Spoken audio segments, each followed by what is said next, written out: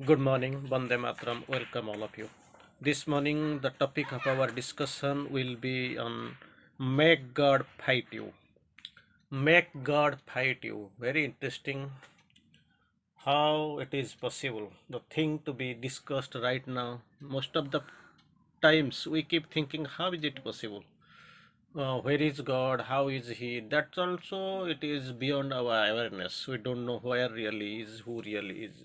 But thing is that we keep inquiring who really, because life is a search, but finding never came. So likely, we are in quest of God, the divine. But thing is that we know till date we are not successful succeeded. We have never succeeded in finding the God. And here is the another aspect, that is a great aspect. Make God fight you. How it is possible? And the more of God is there, how He is magnanimous, He is omnipotent and omnipresent, omniscient, mostly. And how, who really I am, comparing God where really I am.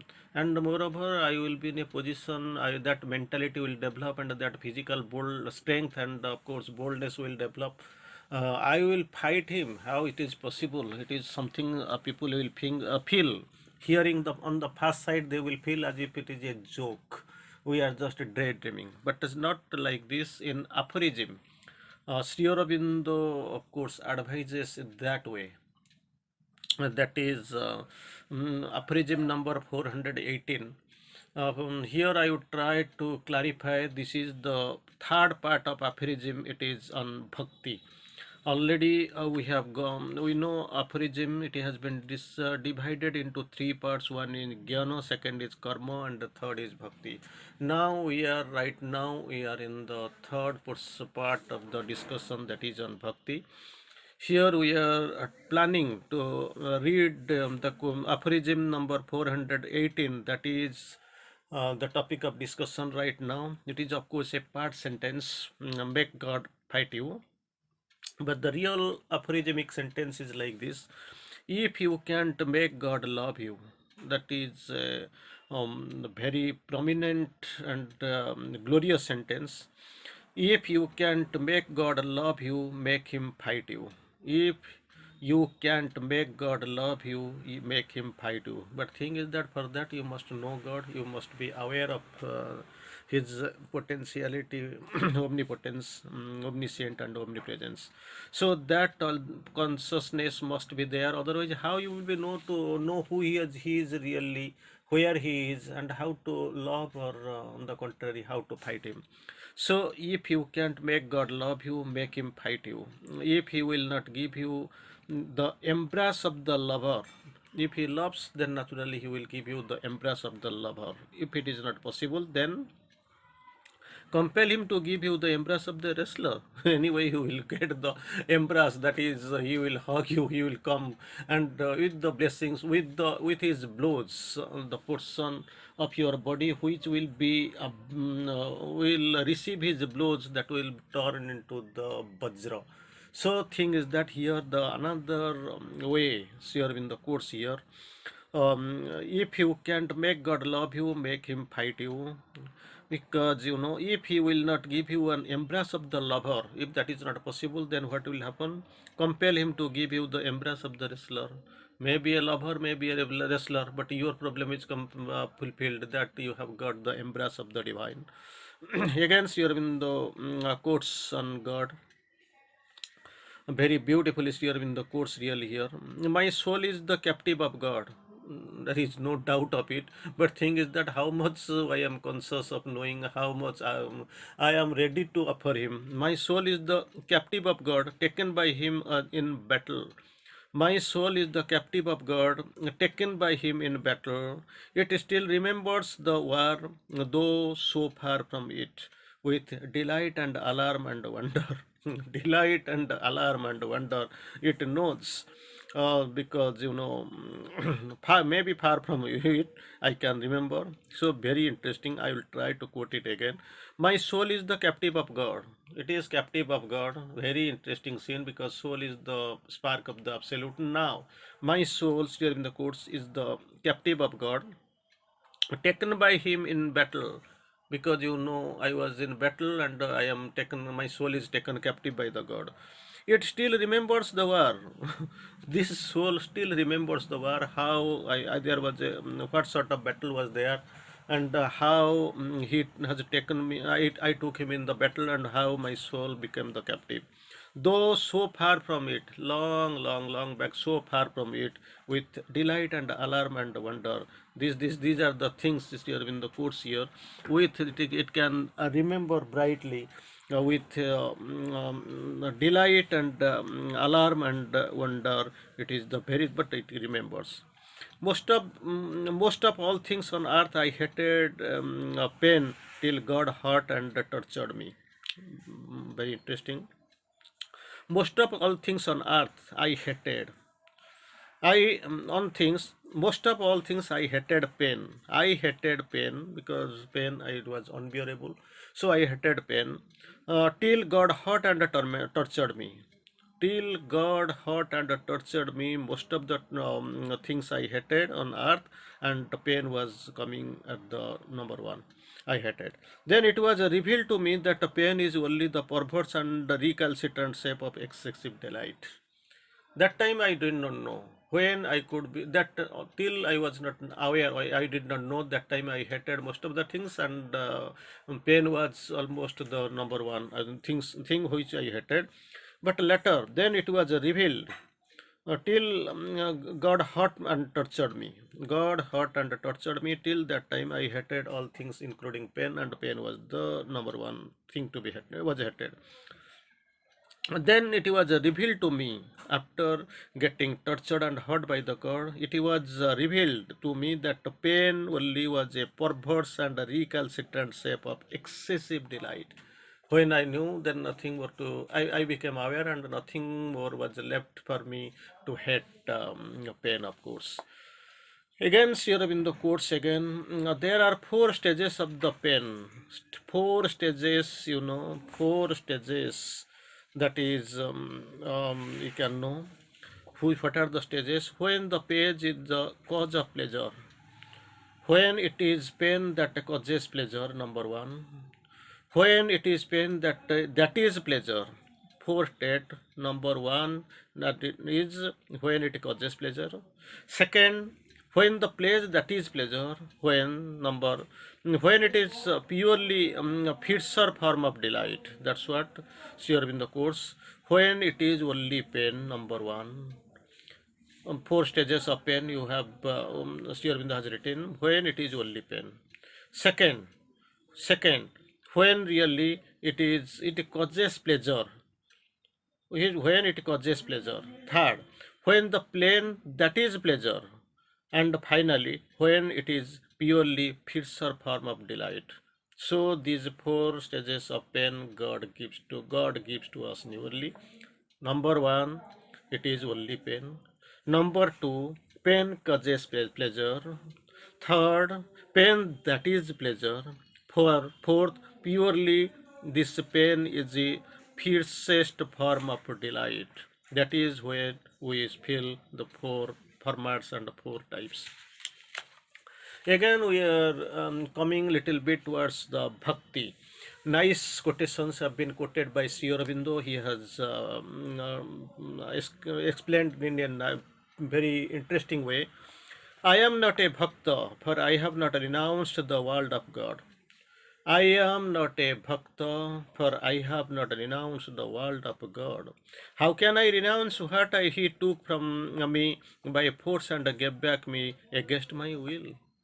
Just imagine, that is a great thing, great question, and questioned by Sri Aurobindo in the format while he was discussing on bhakti in aphorism number 407. Again, I will try to quote, I will try to go again. I am not a bhakta. I am not a bhakta. He frankly admits, I am not a bhakta, for I have not renounced the world for God. I have not renounced the world for God. Then what is the reason? That's what Sri Aurobindo tries to explain. How can I renounce what he took from me by force? Took from me by force and gave back to me against my will. Took him from me by force and gave back, returned against my will. These things are too hard for me. These things are took and returned. Everything maybe possibly took and reluctantly, I was reluctant, but it was returned to me. These things are too hard for me. Again, same way, same format, Sri Aurobindo quotes tries to explain.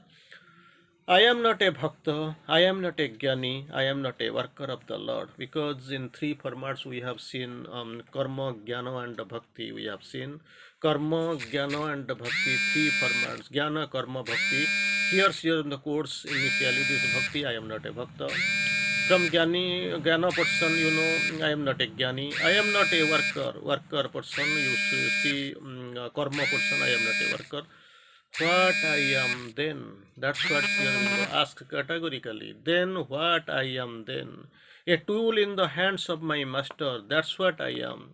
Just instrument, a tool in the hands of my master. A flute blown upon the divine hand of a hard boy. That's what who really I am, that I must remember, I must know. A tool in the hands of my master, again, a flute blown upon by the divine hard boy, a leaf driven by the breath of the Lord. That's what who really I am. I am not a bhakta, I am not a jnani, and I am not a worker for the Lord. Then what really I am? What I am then? Then Sri Aurobindo categorically explains, I am a tool in the hands of my master. He can use like anything, wherever and whatever he likes. A flute blown upon my by the divine hard boy. Then a leaf. A leaf actually, driven by the breath of the Lord. That's what I am. Again, on devotion or bhakti, Sri Aurobindo tries to explain. Devotion is not utterly fulfilled till it becomes action and knowledge. Very interestingly, we will try to see.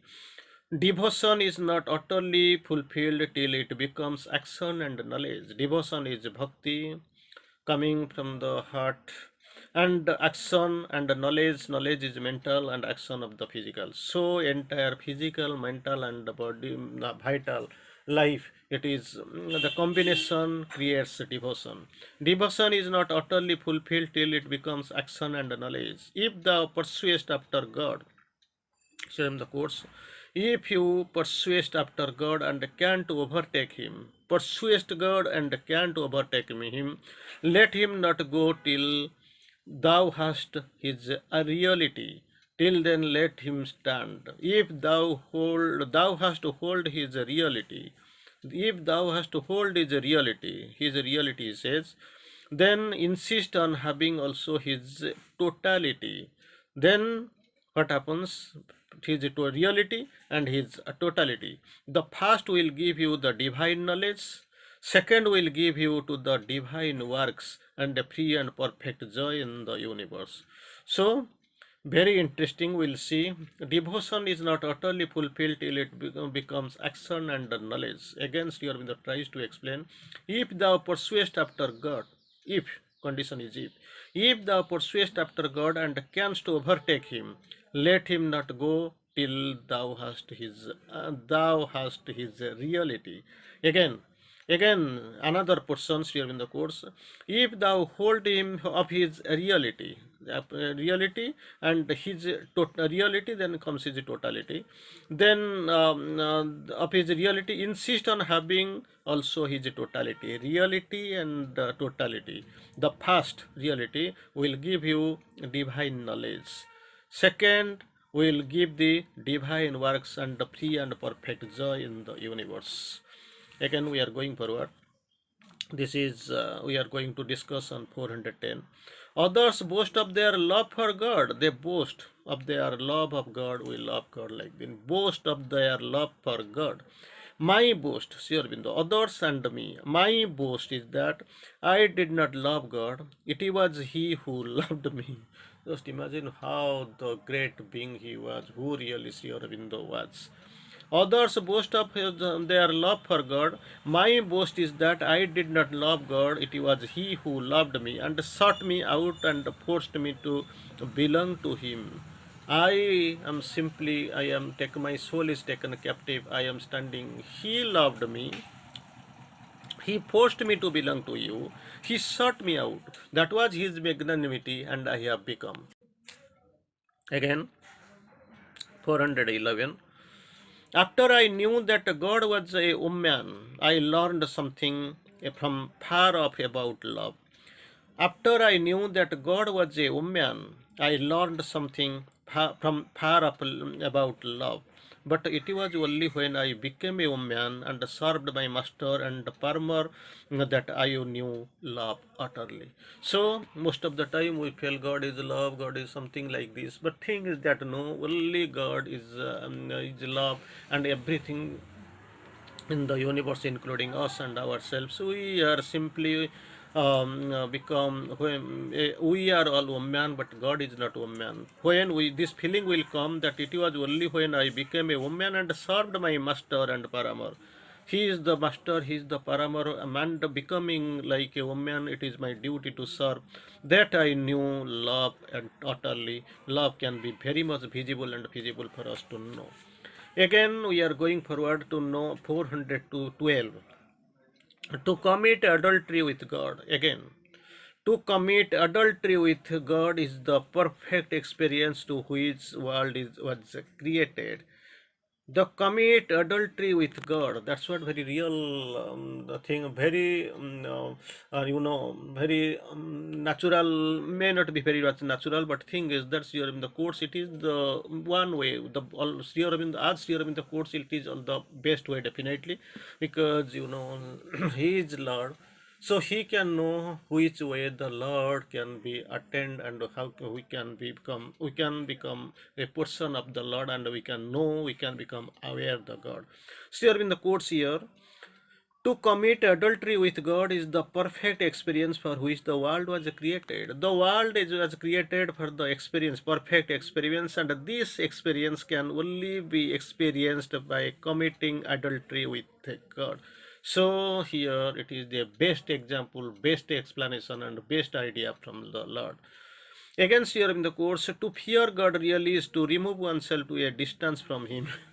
Even though this type of message has been discussed most of the time, because another message you can recall, it was not God who made man mistake, it was man who made himself wicked by going away from the God. Sun is there, you are there. When you are under the direct influence of the sun, and you are standing 90 degree to sun rays, so there will be very feeble, there will be almost no shadow. When you are moving forward, or you are feel the sun is away from me, that time you can find the great shadow like this. To fear God is to remove oneself to a distance far from Him.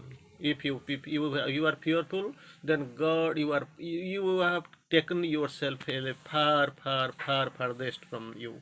But to fear Him in play gives an edge of utter delightfulness. But thing is that you fear Him, but this fear of Him in play in that lila, if you can assimilate yourself, you can mix yourself, you can be person of that play, then that gives you an edge to utter delightfulness. That is a great thing and a great impact of the divine, how we can manage God. When we are fearful of the God, we are going away from Him. But when we fear Him in play, naturally He will make us play with His own way of playing. So in that time, actually, we will feel the edge to utter delightness. Against your in the course beautifully, the Jew invented God-fearing man. There is a big difference between Jews and, of course, Indians. The Jew invented the God-fearing man, but India the God-knower and the God-lover. That is the difference, because these Jews, they invented God-fearing man that are with the characteristic of fearing God. But India created the God-lover and the God-knower. That is the basic difference between the other sect like Jews and Indians. The servant was of God was born in Judea. So the servant of God was born in Judea. but he came to maturity among the Arabs. This is the another comparison he was given. The servant of God, we know the servant of God was born in Judah, but he came to maturity after getting birth, maturity among Arabs. So India's joy is in the servant lover. There is a great comparison not only in two, but it is between among three: Judah, Arabs, and the Indias. The first one, the servant, the Judeas who found the servant of God born. Second, he became the maturity he came to maturity among the Arabs, but India, so far these Indians are concerned, the India's joy is in the servant lover. That is a great word, great thing revealed by Sri Aurobindo. Again, we can find perfect love casts out fear. There will be absolutely no fear with the perfect love, but still keep thou some tender shadow and the majority of the exile, and it will make the perfection most perfect. Perfect love, Sri Aurobindo quotes, is cast out fear. There will be no fear, no place for fear when there is love is perfect. But still keep thee, still, but still keep thou some tender shadow and memory of the exile, and it will make the perfection more perfect.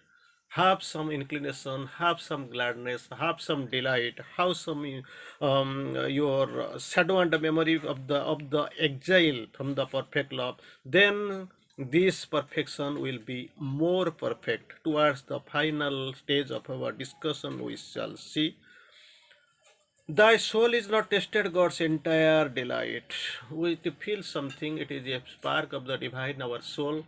So soul has not tasted God's entire delight. If it has never had the joy of being his enemy, opposing his designs, engaging with him in mortal combat, as long as three things have been not been done, then naturally it has never tasted God's entire delight. To face in God's entire delight by the soul, the minimum basic three requirements are: it has then joy of being his enemy, again, second, opposing his designs, and the third, and engaging him with the mortal combat.